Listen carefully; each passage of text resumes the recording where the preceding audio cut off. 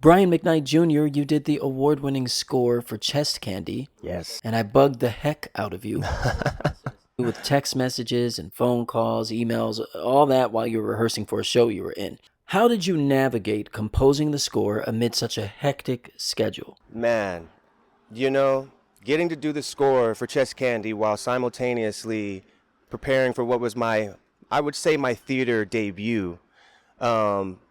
I couldn't have asked for a better time to do it. There was literally days where I would be coming off stage for a break, right into my headphones and scoring scenes, while previewing and learning lines and doing all that. I think having that, not a distraction, but that sense of focus at the same time really helped me dial in and get that stuff done for you, because I knew that you wanted it.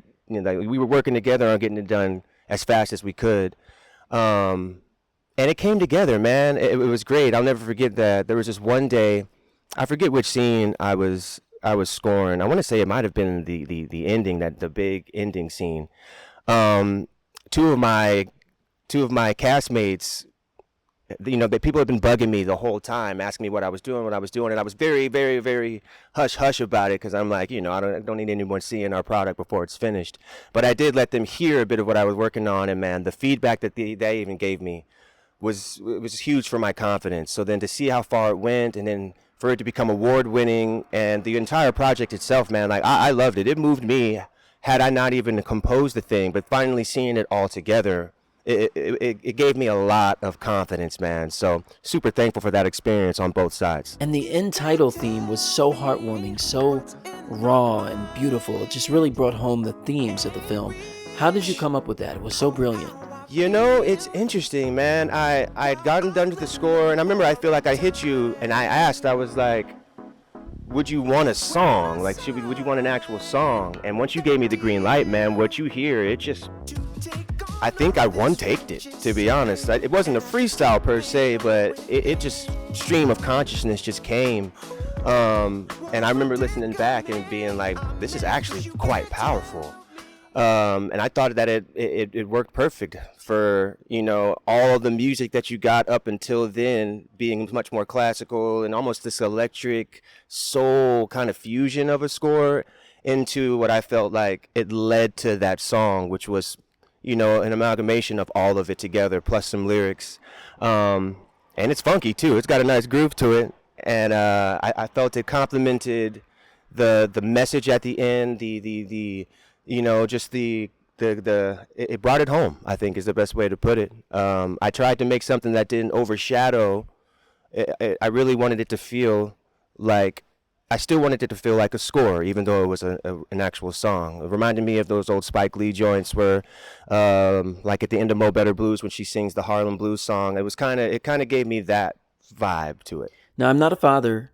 I've played one in this movie and in other films, but you're a father. Yeah. It's Men's Mental Health Awareness Month and Father's Day. How important is it for men, and particularly fathers, to prioritize their mental health?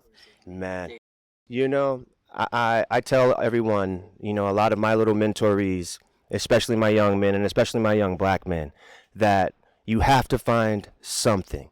You have to find something that you can release, that stress, that anger, that frustration, no matter what it is, your work, your job, your relationships, anything you must find. I'm not the kind of person that just says go to therapy. There are many different therapies. As a father myself, I have to. Luckily, I have such a, making music for me is one of the most incredible releases I think possible. I can channel everything I'm going to into that. A lot of people, it's working out, it could be, whatever it is. I urge all of my young cats, find something, man, where you can lose time, that you're not hurting yourself or anyone else. And you got to constantly be learning about yourself as well.